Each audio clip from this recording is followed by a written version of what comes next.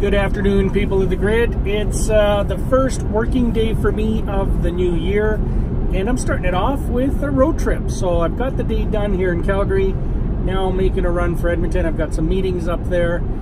Next week, all week, I'm in Austin, Texas. So I've got to get some stuff done here on Thursday, Friday, because I'll be really remote next week. So doing a road trip, it's about round trip 700 kilometers-ish, 750 depending. So good bit of driving because I've been driving around on New Year's Day a little bit, and then it's today, the second, little bit today.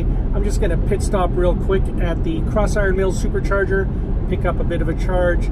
Planning these trips now in an electric car like a Tesla, easy.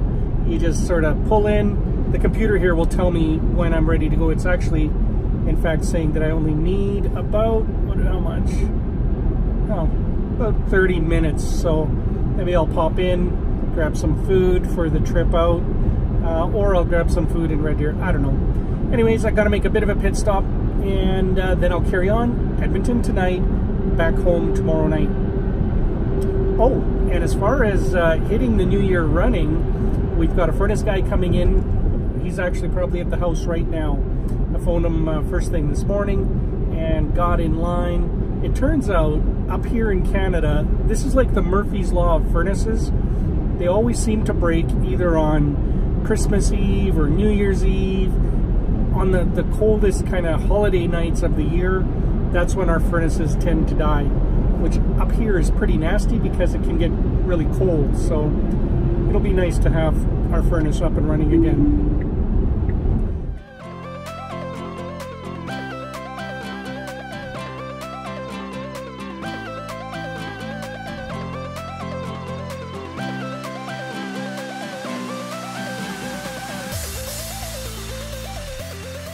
Those Christmas lights that you just saw, that was from the town of Red Deer. It's where the supercharger is. Pit stop there, got a little bit of a charge, got some dinner there, and then carried on my way. Beautiful, beautiful light display. Right now, as you may recognize, I'm already at the Edmonton Hotel. It's about 8:30, and I've made it with plenty of juice. Gonna plug in the car so that I got full range tomorrow. Check this out.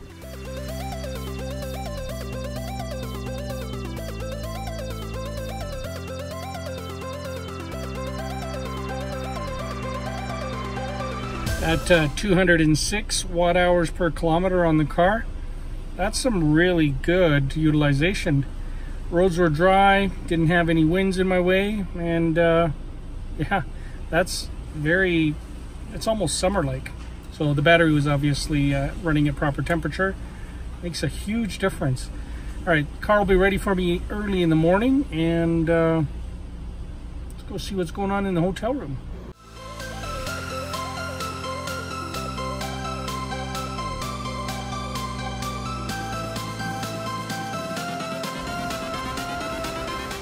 Well, the room is the same as always. You know, last time we were here, Tammy and I and the kids, which was just about a week ago when we went to the mall, to the water slides, the girls forgot some of their hair scrunchies in the room. So I've asked the front desk to search for those, crossing my fingers that they find them, because they're made out of a material, like a stretchy material. They weren't the cheaper ones. So we're hoping they find them. Anyways, it reminded me of the trip that I recently took down to the States.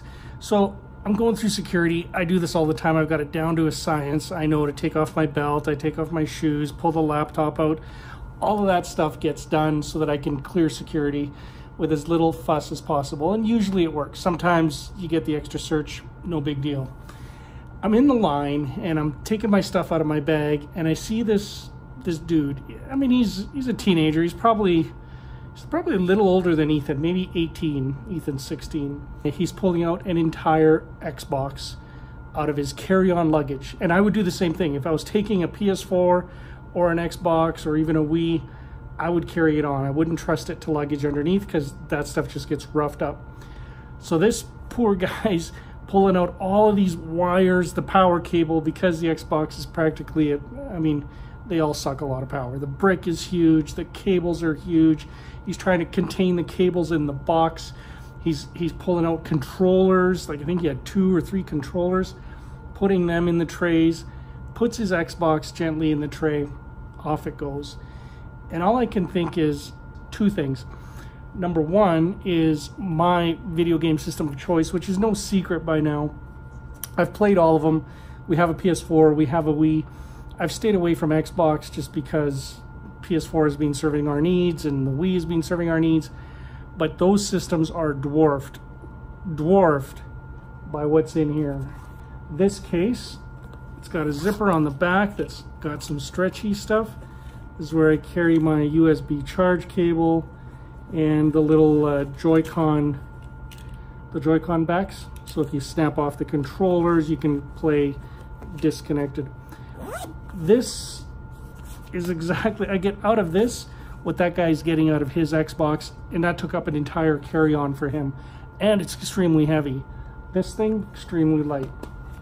It's protected, it holds. This is pretty sweet. These are the, if you do buy little cartridges, they just fit in here. And the rest are downloads, which I know you can do that with the Xbox too, so downloads are kind of the way things are going. And here, in here, is where my Switch lives. So this bad boy, this guy right here, does exactly what that Xbox does. I can play with 2 people, I can play 1 person, I can hook this up to a TV. The only thing I'm missing, I would have to bring there's a cradle that this goes in, but even with that, it would not take up a lot of space. Then I could hook it up to a hotel TV or a friend's TV, and the whole thing would work really nicely. So if you're looking for a portable system, this one is, I think, still the best. Over Christmas, the kids, Samantha and Melissa, got Let's Go Pikachu and Let's Go Eevee. Ethan started playing the game, so Melissa couldn't play. So then Ethan went out and bought the game for himself after Christmas. I had the game before Christmas, so did Tammy. We're kind of all addicted to it a little, just a little. But I brought it with me so I can play some games tonight. It's how I unwind. It's how I de-stress. It's an awesome way to de-stress, by the way. Yeah. That's how we're rolling into the new year. Oh, update on our furnace situation back home. We have heat. That's a good thing. So now our house is nice and toasty warm again. At first we froze, right? Your furnace quits and then you panic. You don't know what to do. You're like, oh, we're just gonna have to suffer. And then we started thinking, which is, you always gotta think. We started thinking, well, do we have any electric heaters? Yeah, we do. We had a little one in the garage that we use for camping, but we don't use it anymore. So that one sits in the garage because we have one in the trailer. We put that in the kids' room for the girls. Ethan, we gave him extra blankets. That kid's tough. He's camped outside in the winter, so he was fine. Tammy and I toughed it out, and then we realized we have an electric fireplace right in our bedroom, so we turned that on. It's a heat generating one if you want it to be. And then upstairs we have a fireplace, gas powered, with a fan blower. So once it gets really hot, the fan kicks in and starts blowing out heat and making the whole room hot. So that kept us warm for a few days. So it was awesome. That crisis averted. And we're moving into the new year, just like that. I'm here in Edmonton, business here tomorrow, driving home tomorrow night. The road trip was, I know, no problem. Yeah. Okay, I'm gonna go play some games. I'll catch up with you guys tomorrow. Miker out.